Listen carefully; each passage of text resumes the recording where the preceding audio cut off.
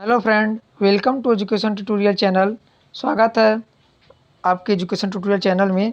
और आज हम करंट अफेयर पढ़ेंगे जो कि सभी प्रतियोगी परीक्षाओं में पूछे जाते हैं। बहुत ही महत्वपूर्ण प्रश्नों को हम देखेंगे।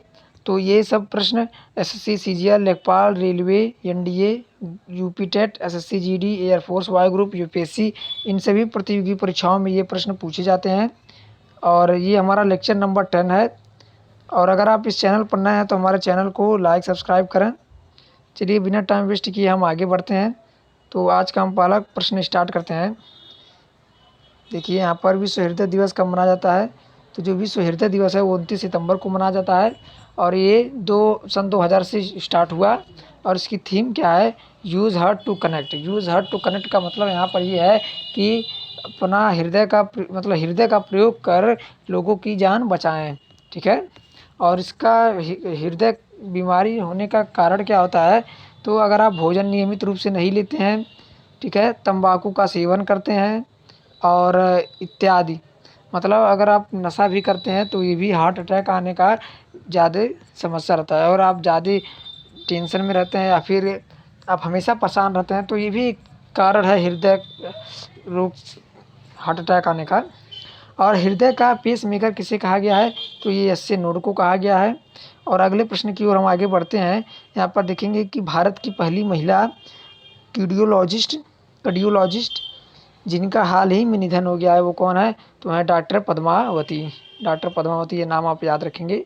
अगला प्रश्न है, डॉक्टर डे कब मनाया जाता है? तो डॉक्टर डे 1 जुलाई को मनाया जाता है। और डॉक्टर विधान चंद्र राय से संबंधित है डॉक्टर डे। ठीक है। विश्व हेपेटाइटिस दिवस कब मनाया जाता है? विश्व हेपेटाइटिस दिवस कब मनाया जाता है? तो ये मनाया जाता है आपका 28 जुलाई को विश्व हेपेटाइटिस दिवस मनाया जाता है। और अगला प्रश्न है, आयुध निर्माण बोर्ड ओ एफ बी का मुख्यालय कहाँ स्थित है? तो इसका मुख्यालय जो है वो ओ एफ बी का पहले तो फुल फॉर्म हम देख लेते हैं। तो ओ एफ बी का जो फुल फॉर्म होता है वो होता है ऑर्डिनेंस फैक्ट्री बोर्ड। और रक्षा मंत्री के द्वारा भंग कर दिया गया है इसे हाल ही में। और इसमें 41 कारखाने थे, उसको 1 अक्टूबर में 7 नई सार्वजनिक इकाइयों में कन्वर्ट कर दिया गया। देखिए पहले तो इसमें 41 कारखाने थे, ठीक है। अब उसको 1 अक्टूबर से उसे 7 कारखानों मतलब 7 नई सार्वजनिक इकाइयों में उसे कन्वर्ट कर दिया गया। और देखिए यहाँ पर इसका मुख्यालय, ये प्रश्न में पूछा था, तो इसका मुख्यालय जो है वो हमारा कहाँ पर है? तो ये हमारा इसका मुख्यालय कोलकाता में है। और अगले प्रश्न की ओर हम आगे बढ़ते हैं। तो आरबीआई का मुख्यालय क्या है? आरबीआई का फुल फॉर्म आप लोग जानते होंगे, रिजर्व बैंक ऑफ इंडिया। ठीक है। और इसकी स्थापना कहाँ पर हुई थी? तो स्थापना के समय में ये कोलकाता में था। और इस समय ये कहाँ पर है? इसकी मुख्यालय कहाँ पर है? तो ये मुंबई में है। कहने का मतलब ये, जब इसका ये स्थापना हुई थी आरबीआई का, तो ये कोलकाता में था, लेकिन इस समय इसका मुख्यालय मुंबई में कर दिया गया है। अगला प्रश्न क्या है? Security and exchange board of India. Security and exchange board of India का मुख्यालय कहाँ पर है? तो ये मुख्यालय मुंबई में है। नाबार्ड का भी मुख्यालय मुंबई में है। ठीक है, ये आप याद रखिएगा, नाबार्ड। अगला प्रश्न क्या है कि बीसीसीआई का मुख्यालय क्या है? तो बीसीसीआई का जो मुख्यालय है वो वानखेड़े स्टेडियम मुंबई में है। आईसीसी का मुख्यालय कहाँ पर है? तो ये दुबई संयुक्त अमीरात में है। अगले प्रश्न की ओर हम आगे बढ़ते हैं। देखिए ये प्रश्न अगला क्या है कि सितंबर 2021 में किसने भारत का पहला यूरो ग्रीन बॉन्ड जारी किया है? तो ये 300 M euro 7 years power finance corporation limited द्वारा इसे भारत का पहला यूरो ग्रीन बॉन्ड जारी किया गया है। बॉन्ड का नाम 300 एम यूरो 7 साल के लिए। भारत का पहला ग्रीन बॉन्ड किसने जारी किया? तो ये गाजियाबाद द्वारा जारी किया गया है। ठीक है।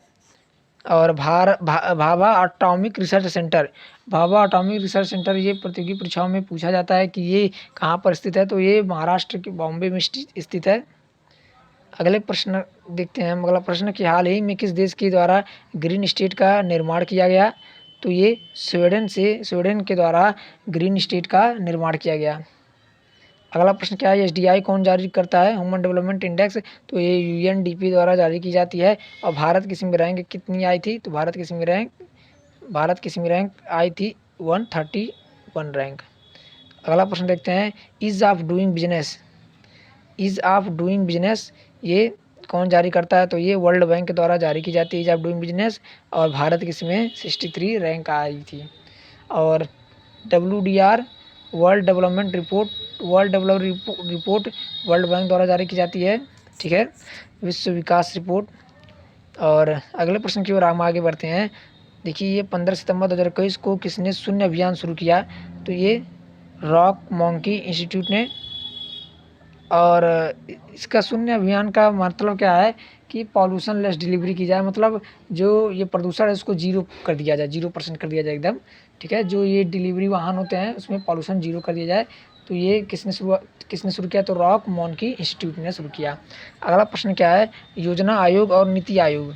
देखिए योजना आयोग और नीति आयोग ये केंद्र सरकार, केंद्र एवं राज्य सरकार 1 जनवरी 2015 को, और इसके पहले अध्यक्ष कौन थे? योजना आयोग देखिए ये केंद्र सरकार द्वारा किया जाता है लागू, और नीति आयोग केंद्र एवं राज्य सरकार द्वारा किया जाता है। और 1 जनवरी 2015 की स्थापना हुई थी। पहले इसके अध्यक्ष कौन थे? PM नरेंद्र मोदी, और पहले उपाध्यक्ष अरविंद। अगला प्रश्न क्या है? नवंबर 2021 में भारत में पहली बार वैश्विक बौद्ध सम्मेलन का आयोजन कहाँ पर किया गया? तो किया जाएगा तो ये बिहार राज्य में। वैश्विक बौद्ध सम्मेलन का आयोजन पहली बार भारत में, ठीक है, नवंबर 2021 में ये बिहार राज्य में किया जाएगा। अगला प्रश्न हम देखते हैं। देखिए G7 कहाँ पर आयोजित हुआ? तो ये कर्नवाल ब्रिटेन में G7 आयोजित हुआ। G7 को याद रखने का एक तरीका है, गर्लफ्रेंड को जूस पिलाना, ठीक है, G for girl, F for friend, juice, और पिलाना, ठीक है। पिलाना समझ में कोई मतलब नहीं, केवल GF जूस, ये याद करने का एक शॉर्ट ट्रिक है।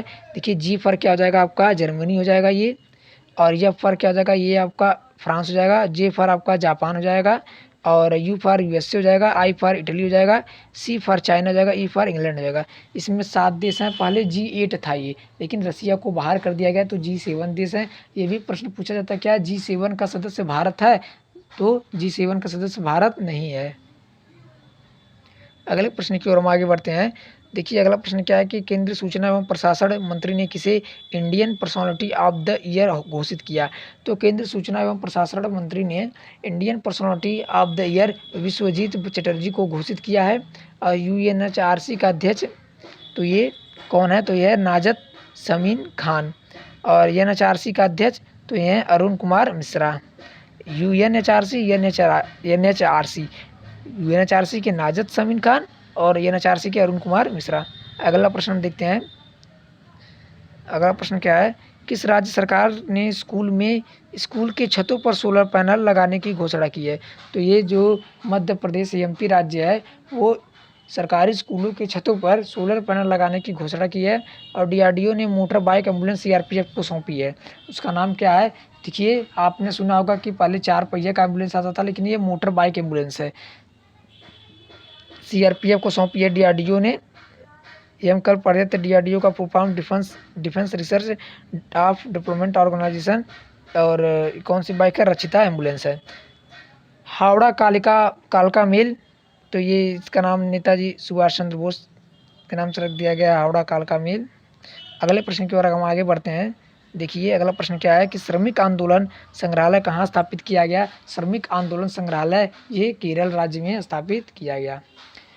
अगला प्रश्न क्या है कि समुद्री विरासत संग्रहालय कहाँ स्थापित किया गया? समुद्री विरासत संग्रहालय लोथल में स्थापित किया गया।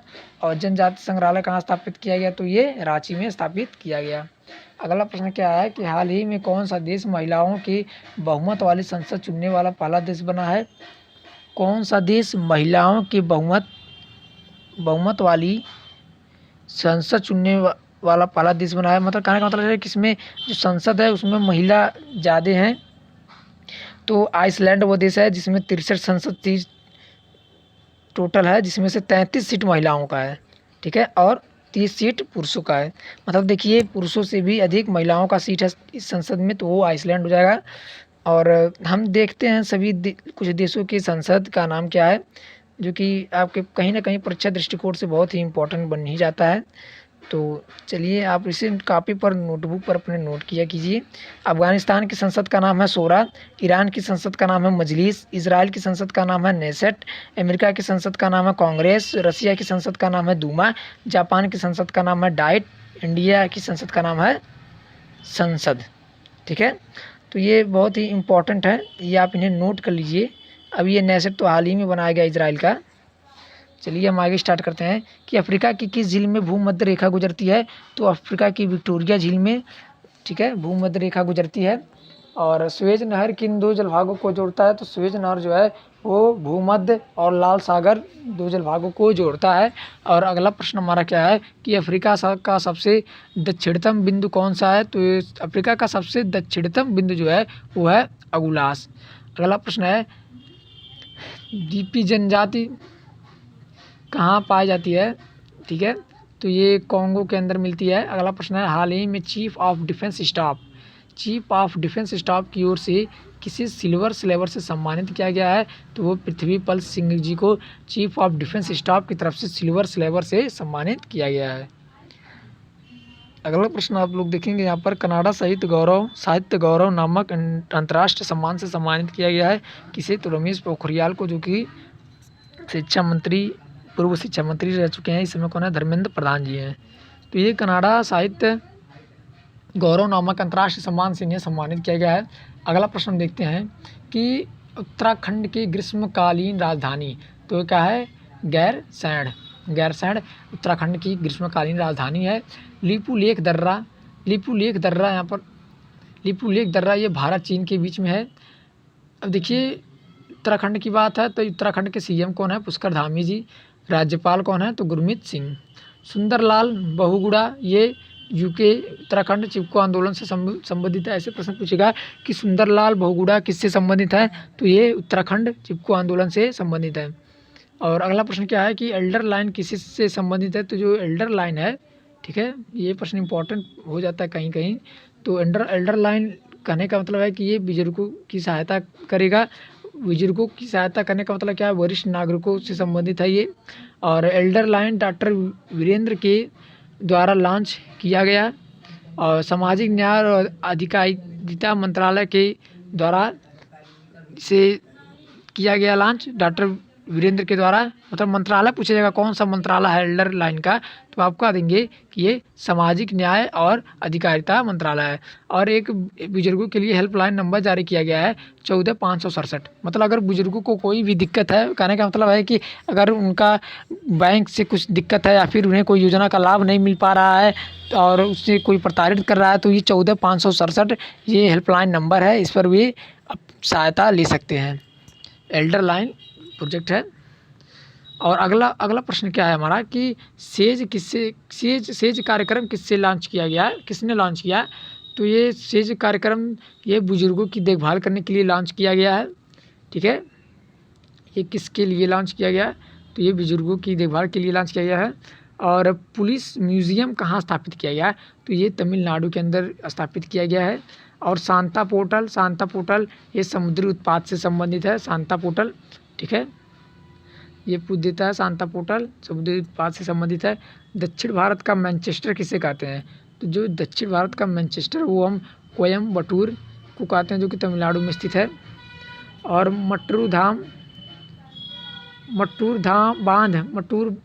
मट्टूर बांध किस नदी पर स्थित है, तो ये कावेरी तमिलनाडु में है। मतलब मट्टूर बांध कावेरी नदी पर स्थित है, जो कि तमिलनाडु में है। मन्नार की खाड़ी ये भी तमिलनाडु में ही है। ये पूछा जाता है एनडीए के अंदर कि मट्टूर बांध और मन्नार की खाड़ी, तो ये दोनों ही तमिलनाडु राज्य में है। अगला प्रश्न क्या है कि भारत की पहली डुंगोंग संरक्षण रिजर्व कहाँ स्थापित किया जाएगा, तो ये भी तमिलनाडु में स्थापित किया जाएगा। और क्या करने के लिए, तो समुद्री गायों के नाम से जाना जाता है। मतलब देखिए जो भारत की पहली डुंगोंग संरक्षण रिजर्व है, इसे किस नाम से जाना जाता है, तो ये समुद्री गाय के नाम से जाना जाता है। और ये कहाँ पर स्थापित किया जाएगा, तो तमिलनाडु में। अगला प्रश्न हमारा क्या है कि कुमियो किशिदा नए पीएम। हाँ देखिए यहाँ पर एक जो कुमियो किशिदा हैं वो जापान के नए प्रधानमंत्री हैं। और वो नए प्रधानमंत्री बने हैं और इसके पहले वे पूर्व विदेश मंत्री रह चुके हैं, कुमियो किशिदा। और जापान की संसद का नाम डाइट है और मुद्रा येन है। इजराइल की संसद का नाम नेसेट है। अगला प्रश्न है कि पद्म विभूषण से किस देश के पीएम को सम्मानित किया गया? तो पद्म विभूषण से ये जापान के जो पूर्व पीएम थे, अब तो नए पीएम ये बन गए हैं कुमियो किशिदा, ठीक है, कुमियो किशिदा बन गए हैं। लेकिन इसके पहले कौन थे? तो इसके पहले थे जापान के पूर्व पीएम शिंजो अबे, ठीक है। और जापान ने ही सुपर कंप्यूटर, मतलब world fastest super computer, world super fast computer बनाया है जिसका नाम है फुगाकू। फुगाकू नाम आप याद रखेंगे कंप्यूटर के छात्र वाले। अगला प्रश्न है सबसे बड़ा द्वीप जापान का कौन सा? तो होन्शु है। लैंडसेट 9 सैटेलाइट किसने लॉन्च किया? तो हाल ही में लैंडसेट 9 सैटेलाइट ये नासा द्वारा लॉन्च किया गया है। और अगले प्रश्न की ओर हम आगे बढ़ते हैं। ये कैसे सैटेलाइट है?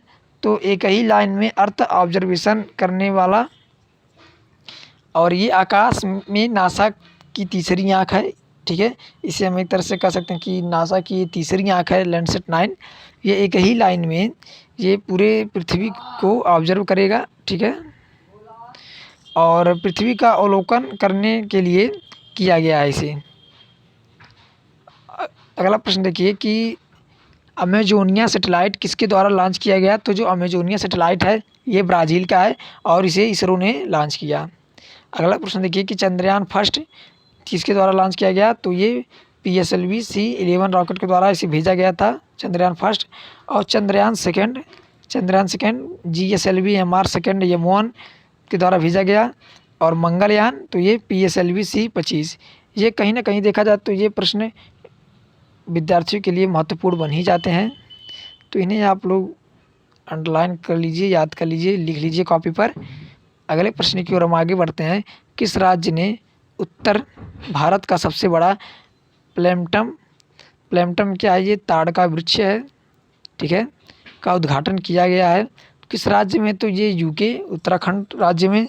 और जो हर्बल पार्क है, इंडिया हाईएस्ट पार्क, मतलब भारत का सबसे ऊंचा पार्क हर्बल पार्क, ये भी कहाँ पर है? तो ये भी यूके में खोला गया है। लाइकेस पार्क ये भी यूके में है। हिम तेंदुआ संरक्षण केंद्र ये भी यूके। देखिए हिम तेंदुआ जो है स्नो लियोपार्ड, तो अगर पूछा जाएगा कि स्नो लियोपार्ड संरक्षण केंद्र कहाँ पर है, तो आपको लगेगा कि ये लद्दाख में है, लेकिन लद्दाख में नहीं है, क्योंकि लद्दाख का भले ही ये राजकीय पशु है स्नो लियोपार्ड, लेकिन ये जो केंद्र है संरक्षण केंद्र ये यूके में खोला गया है। मिशन हौसला ये भी उत्तराखंड का ही है। अगला प्रश्न देखते हैं। हाल ही में नागरिक उड्डयन मंत्रालय ने ड्रोन संचालन के लिए भारत के हवाई क्षेत्र का मानचित्र जारी किया है। ये कितने जोन क्षेत्रों को दर्शाता है? तो जो नागरिक उड्डयन मंत्रालय है उसने ड्रोन संचालन के लिए भारत के हवाई क्षेत्र का मानचित्र जारी किया है, जो कि 3 जोनों को दर्शाता है। कौन कौन सा जोन है? तो ये है ग्रीन जोन, येलो जोन और रेड जोन।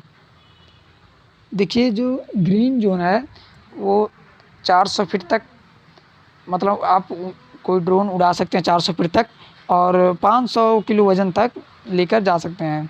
और मतलब इस पर कहने का मतलब ये है कि 400 फीट ऊंचाई और 500 किलोग्राम तक का वज़न उड़ाने का परमिशन नहीं लेना पड़ेगा इसमें, ठीक है।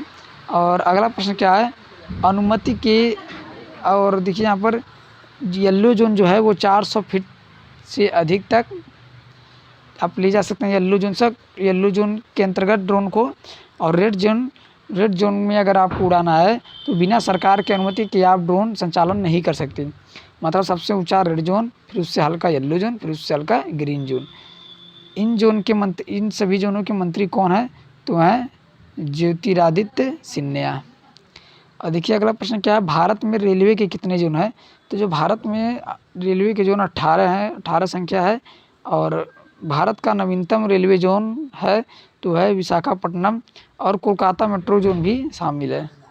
मतलब भारत का नवीनतम कोलकाता मेट्रो जोन भी है और विशाखापट्टनम में है, ठीक है। इंद्रजाल क्या है? इंद्रजाल भारत का पहला स्वदेशी ड्रोन डिफेंस सिस्टम है। ये भी प्रश्न पूछा जाता है कहीं कहीं। हेरोन ड्रोन ये इजराइल से ख़रीदा गया है, जो कि भारत चीन सीमा पर रहेगा। Heron drone. निर्भया एक पाल मिशन शक्ति, ये किसने शुरू किया है? तो ये उत्तर प्रदेश के द्वारा शुरू किया गया है। Medicine from the sky project, मतलब ये मेडिसिन जो है ड्रोन के द्वारा इस आकाश से प्रोवाइड कराएगा ड्रोन के द्वारा। तो ये तेलंगाना राज्य सरकार द्वारा ये प्रोडक्ट लॉन्च किया गया है, mission medicine from the sky. अगला प्रश्न क्या है? कृषक बंधु योजना, ये कहाँ का है? तो ये पश्चिम बंगाल का है कृषक बंधु योजना। गोप बंधु संपादिक स्वास्थ्य बीमा योजना, ये कहाँ का है? तो ये उड़ीसा का है। लाल लकीर मिशन, ये पंजाब संपत्ति कार्ड से संबंधित है, मतलब लाल लकीर मिशन पंजाब के द्वारा लॉन्च किया गया जो कि संपत्ति कार्ड से संबंधित है। अगला प्रश्न क्या है? ये देखिए यहाँ पर पंजाब के राज्यपाल कौन है? तो बनवारी लाल जी हैं। और जगदीश मुखी ये नागालैंड है। पंजाब के नए मुख्यमंत्री कौन है? चिरंजीव सिंह चन्नी। और जगदीश मुखी ये नागालैंड के हैं। आर्यन रवि ये तमिलनाडु के हैं। ठीक है, ये राज्यपाल हैं। कर्नाटक के नए राज्यपाल कौन है? तो ये थावरचंद गहलोत। कर्नाटक के मुख्यमंत्री कौन है? तो बिसवराज बिस्वा। असम के नए मुख्यमंत्री कौन है? तो हेमंत बिस्वा शर्मा। पुडुचेरी के मुख्यमंत्री कौन है? तो ये रंगास्वामी। और केरल के नए मुख्यमंत्री कौन है? तो ये हैं पिनराई विजयन। लाइकेन पार्क, देखिए ये उत्तराखंड का सभी है। ये भी कहीं ना कहीं परीक्षा के दृष्टिकोण से इम्पोर्टेंट बन ही जाता है। ठीक है, इसमें क्या है? लाइकेन पार्क जंगल हीलिंग सेंटर, हर्बल गार्डन, हिम तेंदुआ संरक्षण केंद्र। मतलब लाइकेन पार्क उत्तराखंड का, जंगल हीलिंग सेंटर उत्तराखंड में है, हर्बल गार्डन उत्तराखंड में है, हिम तेंदुआ संरक्षण केंद्र ये भी उत्तराखंड में है। ठीक है, मतलब ये सबका संबंध उत्तराखंड से ही है। आगे देखिए कि हाल ही में चर्चा में रहा क्यूटॉक अवनारालेक क्या है? तो ये सबसे उत्तरी द्वीप आइसलैंड है। मतलब कहने का मतलब ये एक द्वीप है क्यूटॉक अवनार लेक जो कि आइसलैंड में है। आइसलैंड की सबसे उत्तरी द्वीप है। और अगला प्रश्न है कि विश्व का सबसे बड़ा आइसलैंड क्या है? तो वो ग्रीनलैंड है, विश्व का सबसे बड़ा आइसलैंड है। अगला प्रश्न क्या है? प्रतिवर्ष हिमालय दिवस कब मनाया जाता है? तो जो हिमालय दिवस है वो 9 सितंबर को प्रतिवर्ष मनाया जाता है हिमालय दिवस। ठीक है, और ये देखिए कुछ दिवस हैं यहाँ पर जो आप नोट कर लीजिए क्योंकि ये भी प्रतियोगी परीक्षाओं में पूछे जाते हैं। ये करंट अफेयर के दृष्टिकोण से इम्पोर्टेंट है। देखिए यहाँ पर जो 15 सितंबर है वो लोकतंत्र दिवस मनाया जाता है। 16 सितंबर को ओजोन संरक्षण दिवस। और 17 सितंबर को क्या है? तो 17 सितंबर को ये माननीय प्रधानमंत्री नरेंद्र मोदी जी का जन्मदिन है। और 21 सितंबर को शांति दिवस और 27 सितंबर को विश्व पर्यटन दिवस मनाया जाता है। अगला प्रश्न देखिए, 9 सितंबर को शुरू किया गया मैं भी डिजिटल 3.0 अभियान का संबंध किससे है? तो जो 9 सितंबर को इसको शुरू किया गया मैं भी डिजिटल 3.0 अभियान का संबंध स्ट्रीट वेंडर से है। अगला प्रश्न क्या है? देखिए अब सभी प्रश्न खत्म हो गए। और अगर आप इस चैनल पर नए हैं तो हमारे चैनल को लाइक सब्सक्राइब कीजिए। और ये चलिए धन्यवाद।